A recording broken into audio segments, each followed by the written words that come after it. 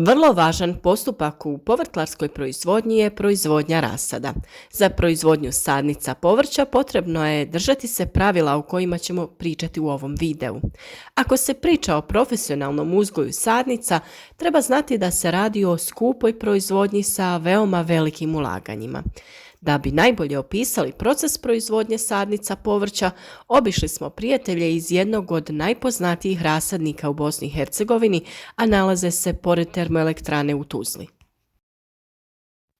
Na površini od 6000 kvadratnih metara staklenika i oko 1500 kvadratnih metara plastenika proizvode se razne sadnice povrća.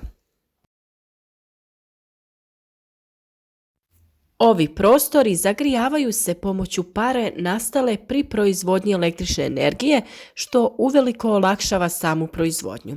Samim tim i kvalitet sadnica je odličan.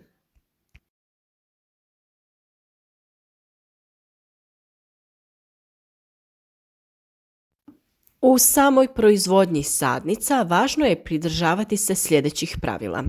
Prvo, prije sjetve dezinfekcija prostora i posuda u kojima se uzgajaju sadnice. Drugo, sjetva kvalitetnog i deklariranog sjemena. Treće, primjena gotovog supstrata. Četiri, pridržavanje rokova sjetve i 5. osiguravanje adekvatnih uslova, to jest temperature i vlage zraka, temperature i vlažnosti supstrata, pravodobne prve prihrane, preventivnih mjera za zaštitu i pravi odabir vremena presađivanja.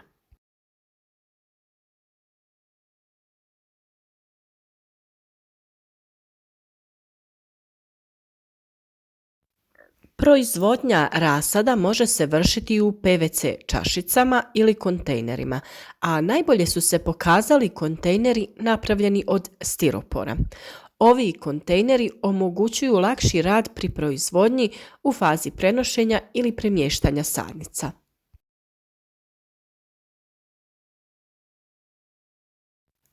Prednost ovakvih kontejnera je i zadržavanje vode, što je veliko olakšanje. Prije same sjetve posude i kontejnere potrebno je dezinficirati da bi se uništili štetnici i uzročnici bolesti. To se može napraviti potapanjem kontejnera u otopine vode i dezinfekcijskog sredstva.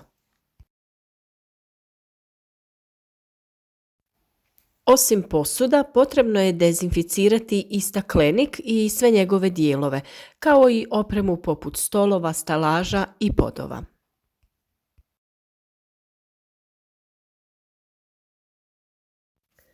Preporuka je da se prilikom sijanja koristi deklarirano sjeme koje je tretirano fungicidima radi sprječavanja pojave bolesti u fazi nicanja.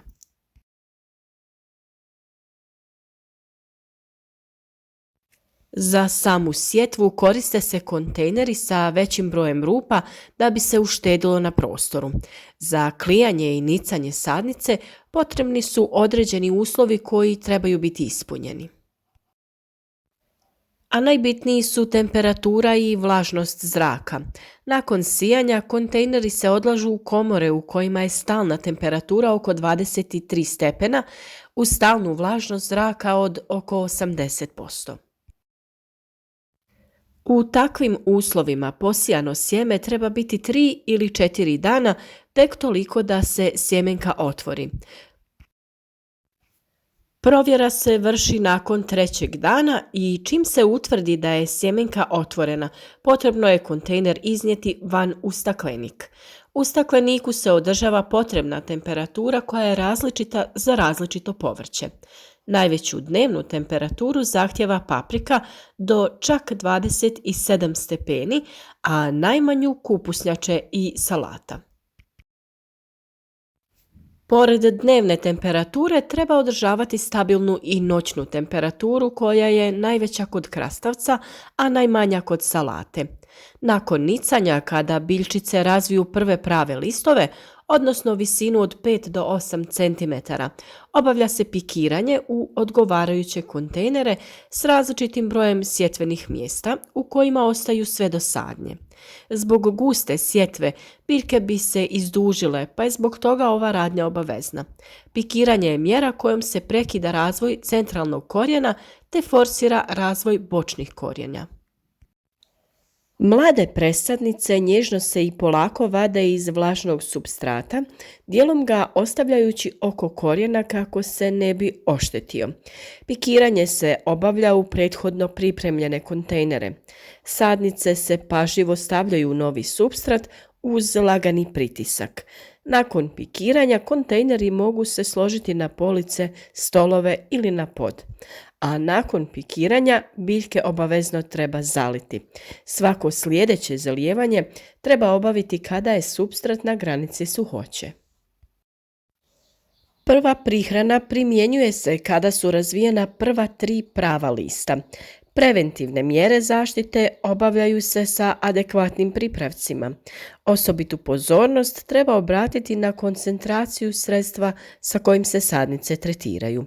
Pravilnom njegom u vremenu od 6 do 8 sedmica sadnica treba imati visinu od 25 cm, razvijenih 6 pravih listova tamnozelene boje, dobro razvijen korijenov sustav i čvrstu stabljiku.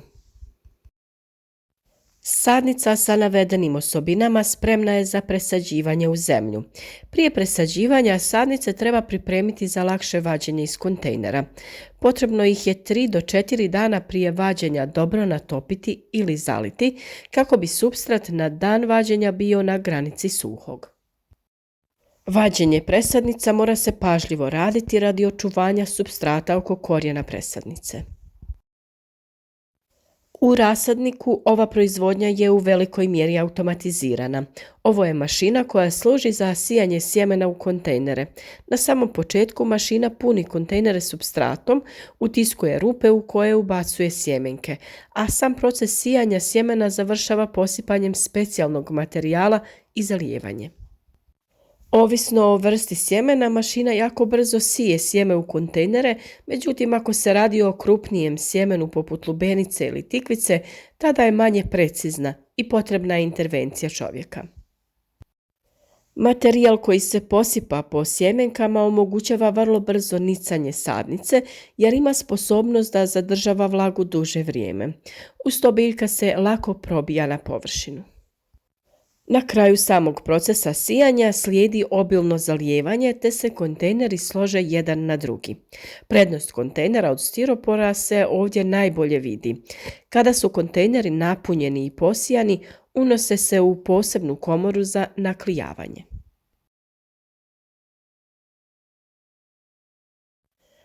Nakon što su biljke pikirane i smještene u staklenike, tu se zalijevaju i orošavaju ovisno o potrebi. To se vrši pomoću specijalnih sistema za zalijevanje koji se nalaze iznad biljaka. Pri zalijevanju u vodu se dodaju vodotopiva đubriva koja daju hranu biljkama da bi se one što bolje razvijale. Ovako dobivene sadnice su zdrave i čvrste te se bez problema mogu posaditi u vrt ili u plastenik. Stabljika je dovoljno velika, a korijenov sistem je dobro razvijen.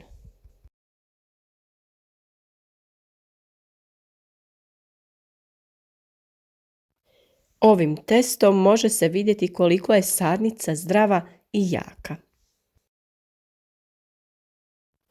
Ukoliko je potrebno usporiti razvoj biljke, tada treba spustiti temperaturu u prostoru i smanjiti zalijevanje.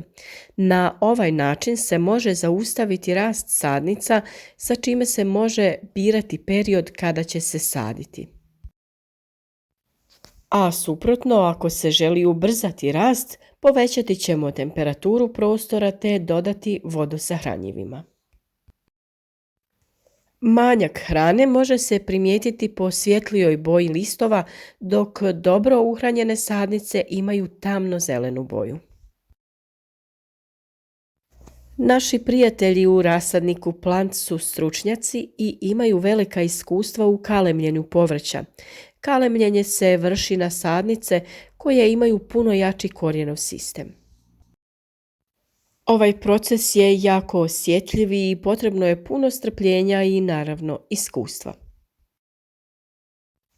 Na ovim kadrovima možete vidjeti kalemljenu lubenicu sa specijalnim štipaljkama.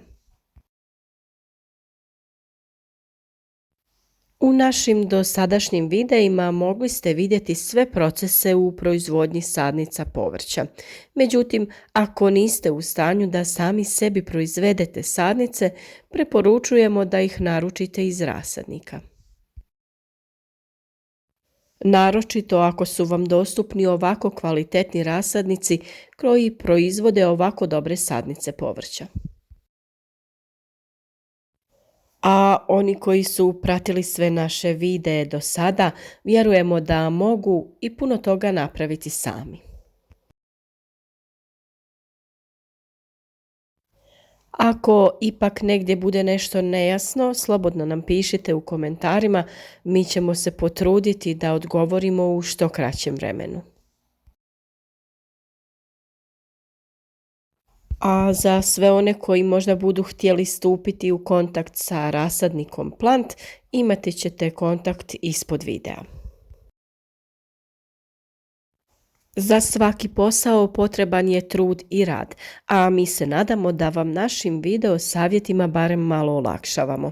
U narednom periodu naravno slijede videi o sadnji presadnica, zaštiti, prihrani, uglavnom o potpunom postupku uzgoja, tako da vas pozivamo da se i dalje družite sa nama.